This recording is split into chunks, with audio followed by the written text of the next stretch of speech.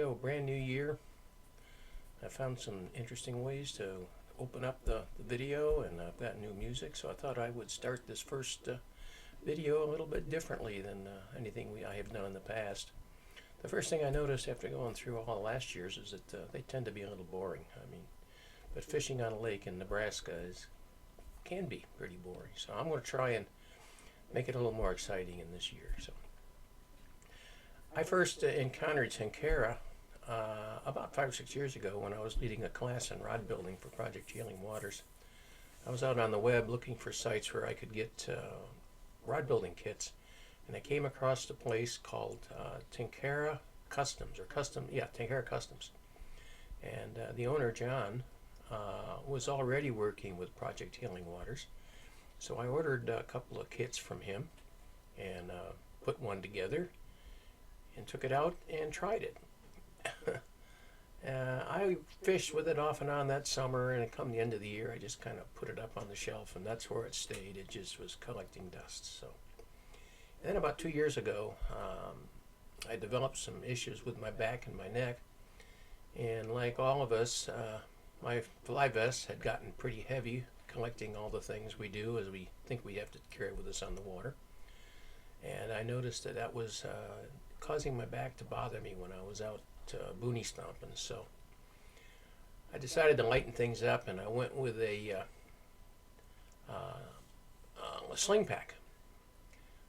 That did reduce the weight somewhat, and that helped. But after a while, I found that it too was causing issues. So that's when I pulled the Tenkara rod out again and started studying the philosophy of Tenkara, and found out how really simple the fishing is. It turns out that Japanese fishermen believe in keeping things as simple as possible. When they fish with Tenkara, they normally only carry 1 or 2 fly patterns with them. And that's pretty much the philosophy that I have adapted as I've gotten older. It really appeals to me, the simplicity. It also appeals to me that I'm no longer carrying around 3 or 4 or 5 pounds of fly boxes and gear and tippets and everything else. I just have a rod with some monofilament line and a tippet on the end of it, and 1 or 2 fly boxes with 2, maybe 3 fly patterns in it, and that's it.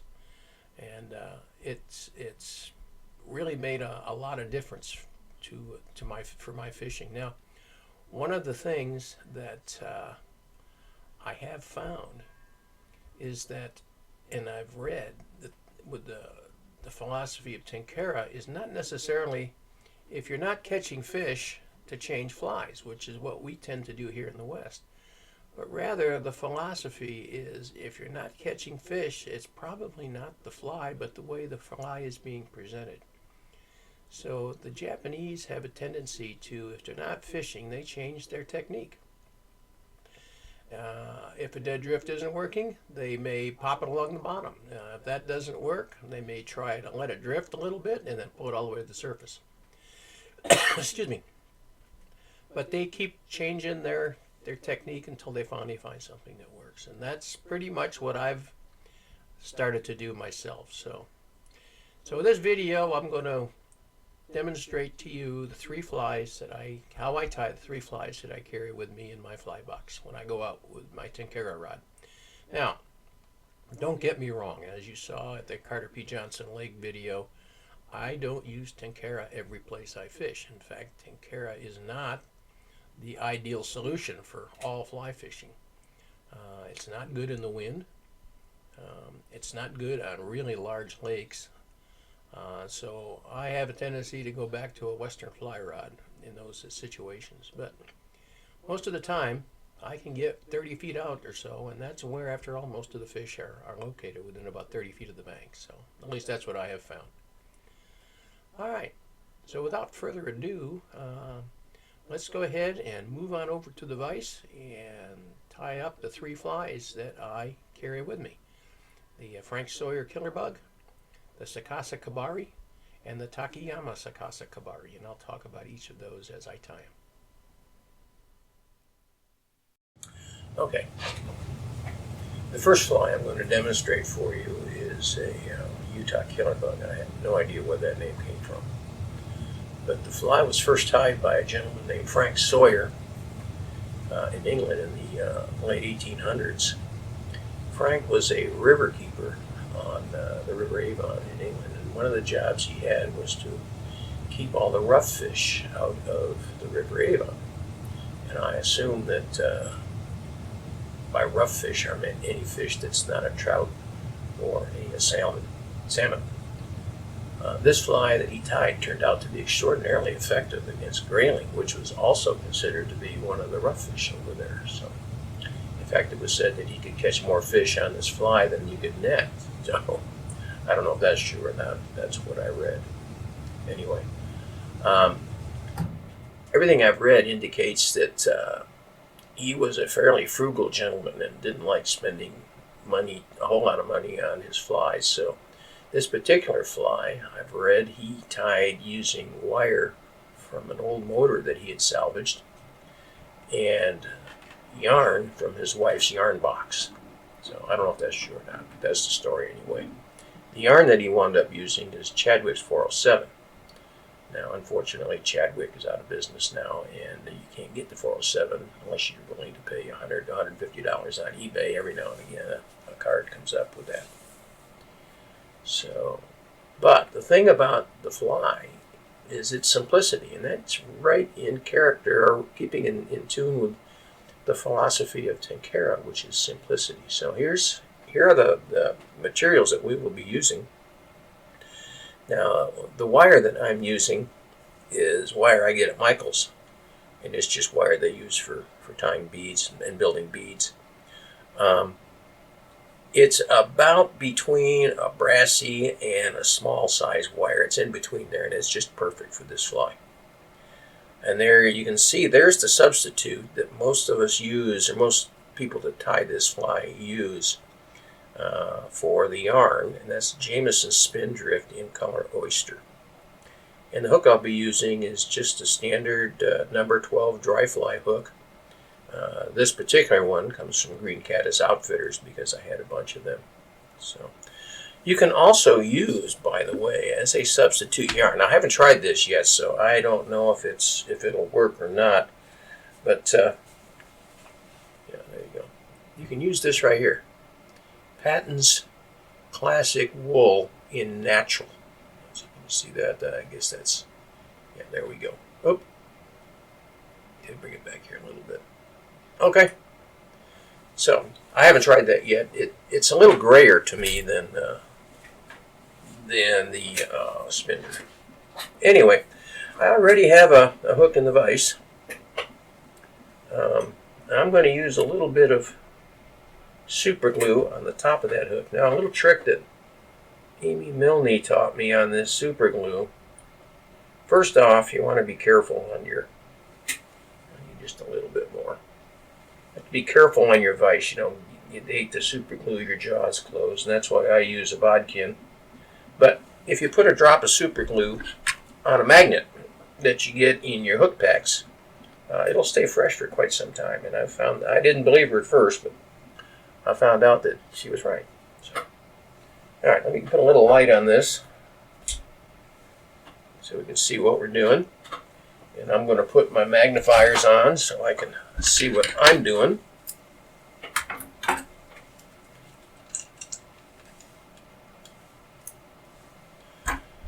Okay. So I'll just put a little bit of wire on here. I'll make one wrap, two wraps behind the wire. And then I'm going to come forward, or backward, I guess, back toward the hook bend, and put two wraps there. And just let the bobbin hang down. Now I'm going to grab my wire cutting scissors, and these are the scissors that I use for cutting wire. It's just plain old ordinary fingernail scissors is all they are, and they work really good. There we go. Okay, the next thing to go on is the yarn. And I put this yarn on at a 45 like this. And I use a loose wrap to start. You see how it kind of looped there on the top.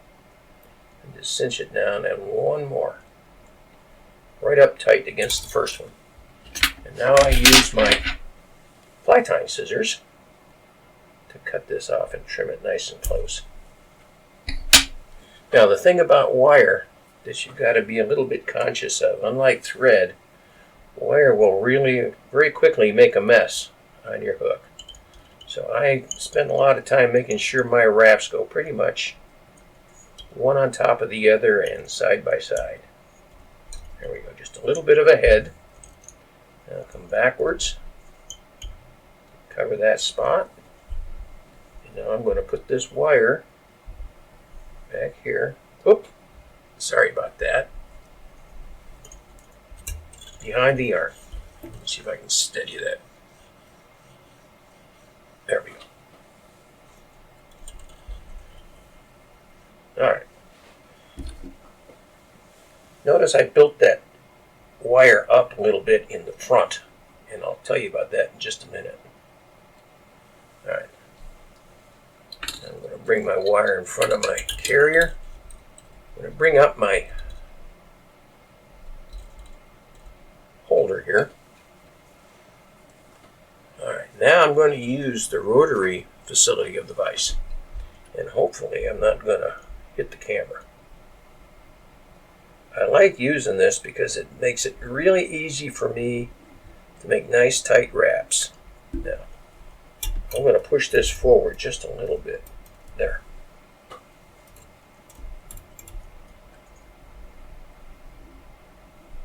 Okay.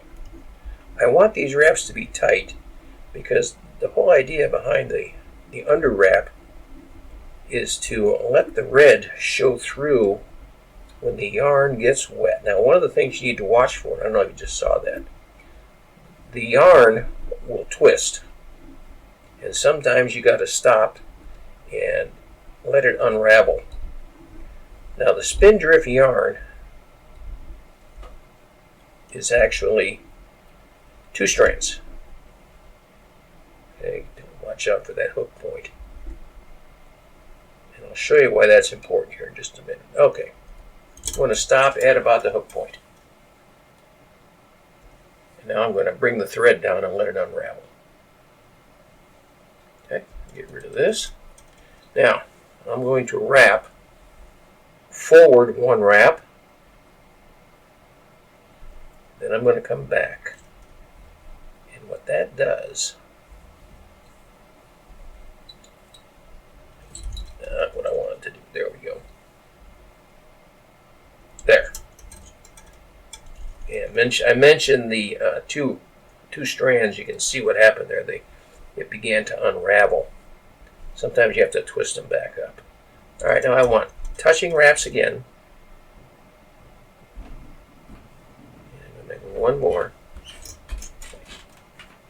Now I'll secure it with a wire.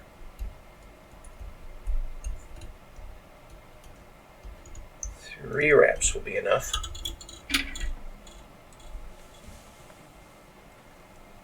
Cut off the excess.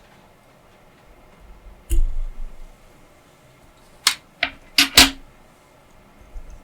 make a couple of wraps over that yarn. Like that. 1 more on the here. And now we're going to make a simple half hitch. And be careful with the half hitch because number 1, you don't want to get it caught on that hook point. And number 2, wire will twist and make a mess if you're in a heartbeat if you're not careful. Okay. Push that back up a little bit. Cinch it down. Okay, grab my wire scissors.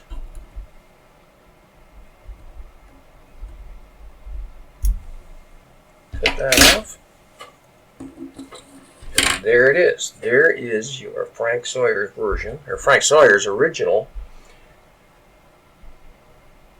Utah Killer Bug. Now, this is the way that I read he tied it. He tied from the front to the back. I've also seen YouTube videos where people tie from the back to the front. You can also put more than one layer of thread on this if you want. To give it a little, I'm sorry, one layer of wire to give you a little more weight. You can put a couple of layers of the yarn on here to give you a little more body bulk. If you go down to the smaller size hooks, you can even take the thread. Let me cut a little piece here and I'll show you what I mean. You can actually, you can see that not too good. Let me try it on this camera here. There we go. You can actually take the thread and unravel it, as I just showed you accidentally when I was tying. Okay. There you go, like that. Then you can take these two strands and just pull them apart.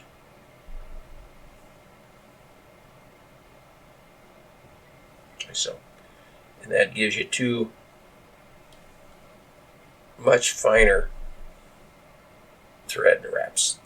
Now for the smaller flies, you can then use that and tie it on, and that'll make a very, very nice small fly. So, okay, that is the first fly that I carry in my fly box, and I normally carry this in size 12s and 14s, and once in a while I'll even put a size 16 in there if I'm going up on some waters where I know the fish like the smaller fly. So, okay, that's it for this fly.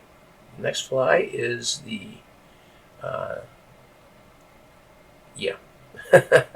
Sakara Kabasa. Sakari Kabasa. Not Kabasa. Simple. Yeah, Sakasa Kabari. There we go. Get it backwards, frontwards. And that'll be our next fly. Again, another simple fly. Hook and two materials. So, okay. Okay. Second fly in my box is the Sakasa Kabari.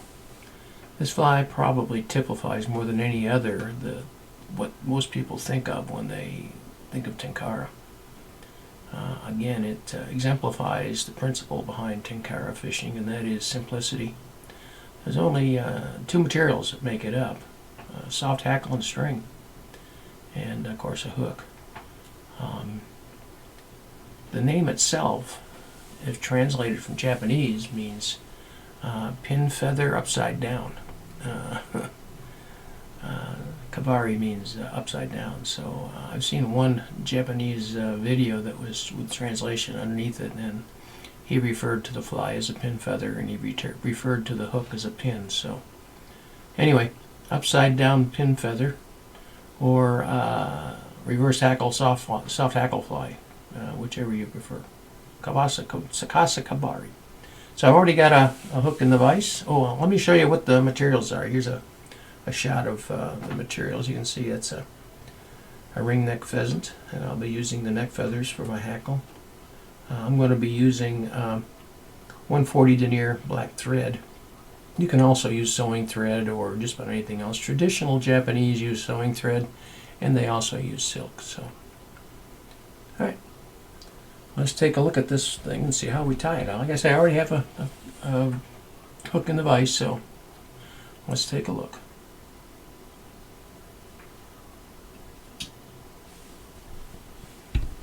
Okay. First thing we do, of course, with any fly, just like this, we start putting some thread on.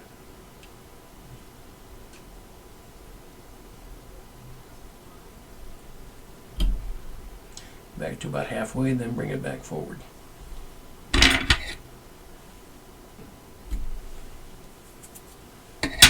Now, I prepare my hackle like so. By the way, most of you prepare your hackle for soft hackle flies.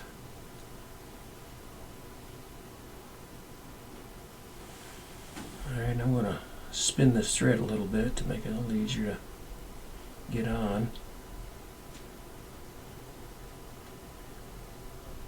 There we go. Okay, now let's see if I can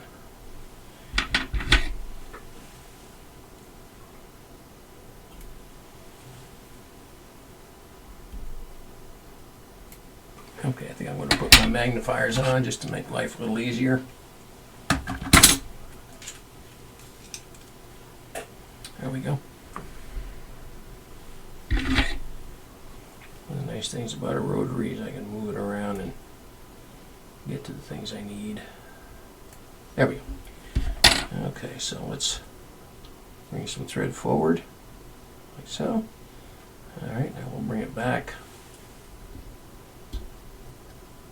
Got one errant fiber there that doesn't want to. Alright, let's just bring the tying thread back behind it. Camera makes it a little difficult. There we go. Okay. Let me just grab this with my hackle pliers. Now you got to be kind of careful here because these will break off. I've had quite a few of them break on me. Stroke the feathers forward as you wrap, and I'm going to be wrapping backwards.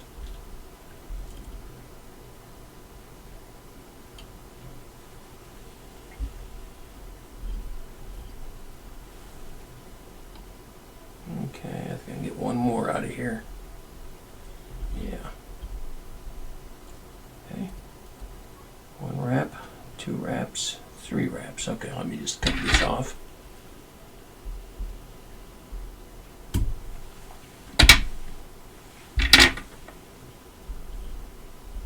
Okay. Turned out pretty good. I got one errant fiber there that got trapped a little bit. Right there. There we go. Okay. From here on in, it's just a question of building up the body. And this is what I kind of like this this thread because you can flatten it out. And it makes it a nice, makes it easy to build the body up. And it gives you a nice smooth body.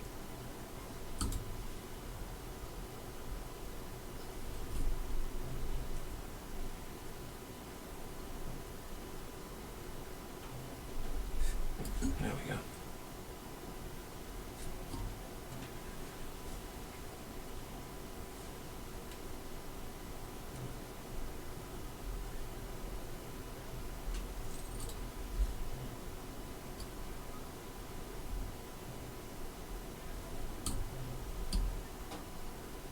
I think that's good enough. Anyways, you can get the idea. All right. Get my half hitch tool.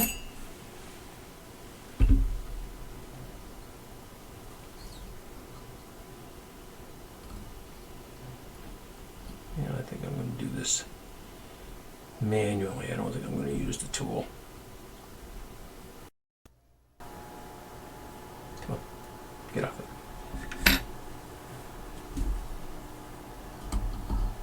And we'll just put some half hitches in here instead of a whip finish.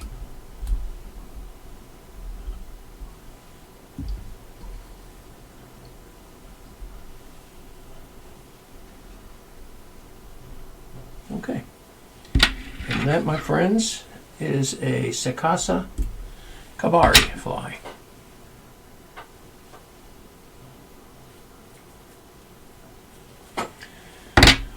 Again, as I said, very simple fly. Doesn't take very long to tie, but it's also extremely effective. I've caught rainbows and brook trout, and on it I've also caught most of the warm water species here in Nebraska on this fly. Now you can tie it in all different colors.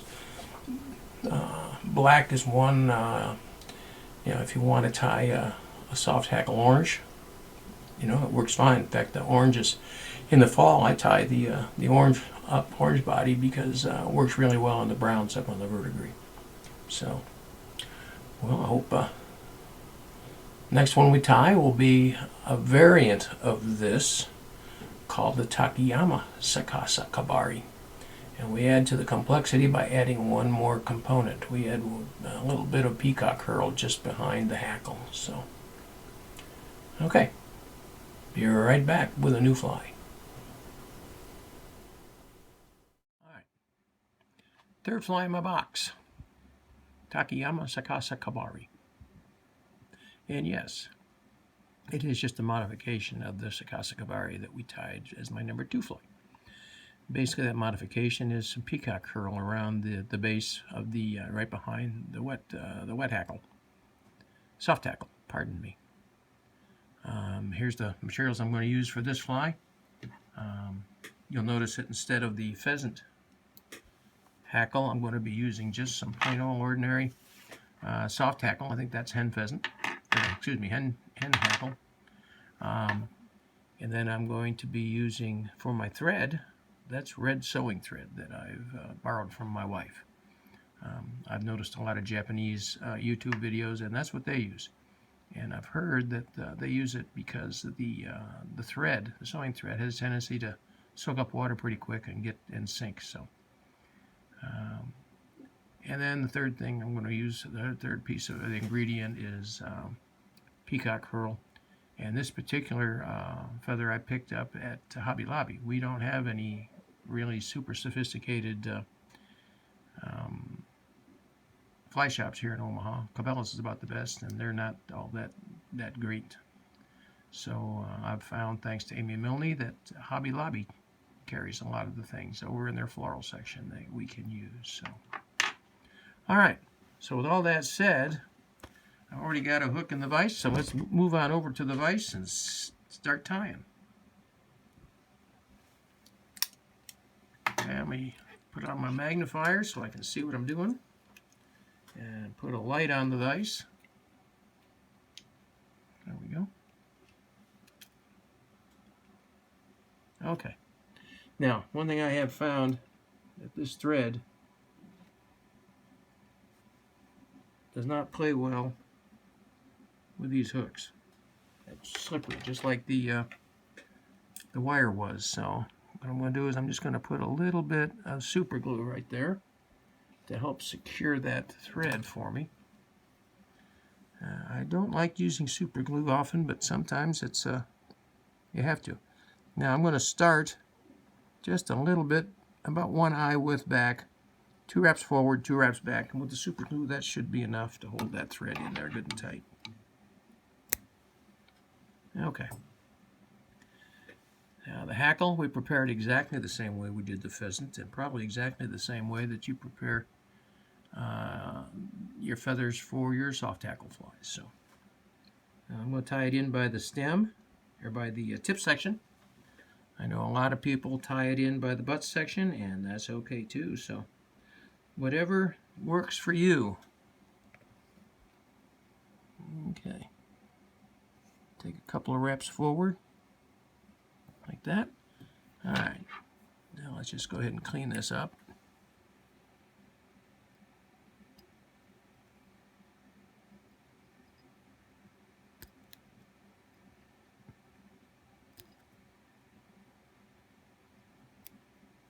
There we go. Now I'll put a couple of wraps down here to build a little bit of a head, not much of one. And come back here. There we go. Now I'm going to put 1 wrap behind the feather, like so. Okay. Oh, come here, you. 1 wrap behind. There we go. Now that makes that feather stand up nice and straight for me. So, okay. Grab the hackle pliers. Stroke the fibers forward, like we did with the pheasant. All right. 1 wrap. Now I'm going to start wrapping backwards. 2.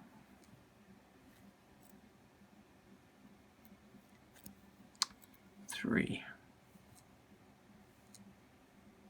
And I think that should be enough.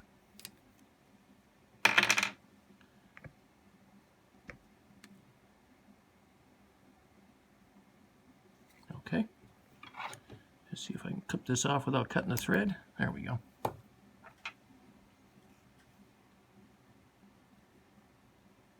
Okay, let's clean that up a little bit. And I got some errant fibers there.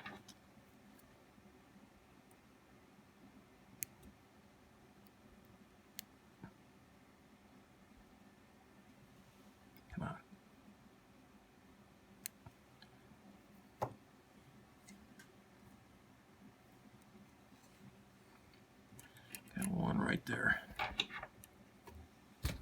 Oh, sorry about that. Ah.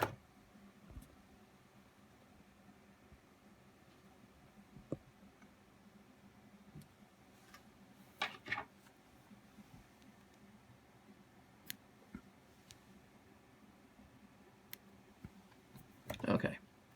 Now we'll grab a couple of peacock curls.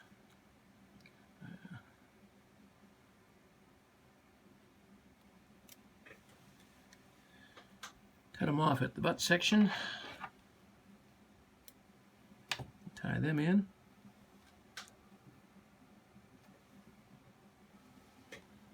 All right. Notice I leave a lot of herl up front, and I'll show you why. Makes it very easy to grab and to cut back. Cut. Come on. There we go.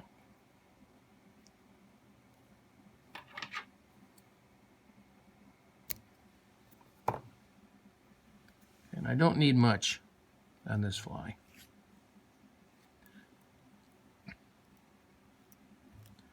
About 3, maybe 4 wraps. There we go. Now, backwards, about 2 or 3 to lock that in. Flip it off. And now it's just a question of building the body. And it doesn't take much with this thread.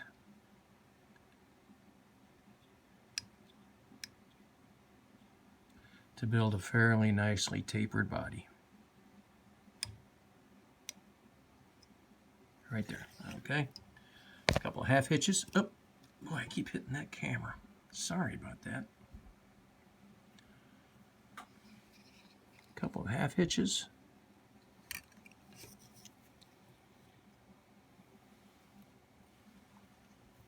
One more, I think. Should do it.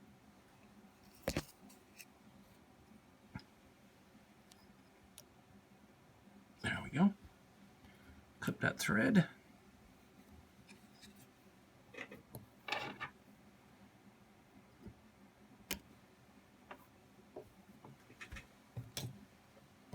And there is your Takayama Sakasa Kabari. And again, you can tie this in just about any color that you want to. I tie it with orange bodies, yellow bodies, and black bodies. I've even tied it in purple. So, whatever trips your trigger, as they say. And again, you can use any soft hackle that you like. The thing of it is, it just has to be kind of variegated, like this grizzly is, or the pheasant is. So, a lot of people use hen pheasant too. So, anyway, those are the 3 I carry in my fly box. And let's go talk about how we use them. How we present them to the fish. Okay, well now you know how to tie them, but how do you fish these things? Well, pretty much the same way you'd fish any wet fly or any soft hackle fly. Now let's start with the killer buck. It's a weighted fly. That's why we use the copper wire on it, although I do tie it in an unweighted version with pink thread or red thread. But basically, it's an upstream cast. I'll give it a few seconds to sink. And then one technique I use is to bounce it across the bottom, just tipping your rod tip up a little bit. The other technique I use is to bring the rod tip up a little bit further and try to make that thing look like it was running for the surface. The other thing I do is just a plain dead drift. And then at the end of the run, if I've got that ability, I just let it rise with the current. Sometimes that'll bring a strike. So pretty much like you would fish any nymph, really.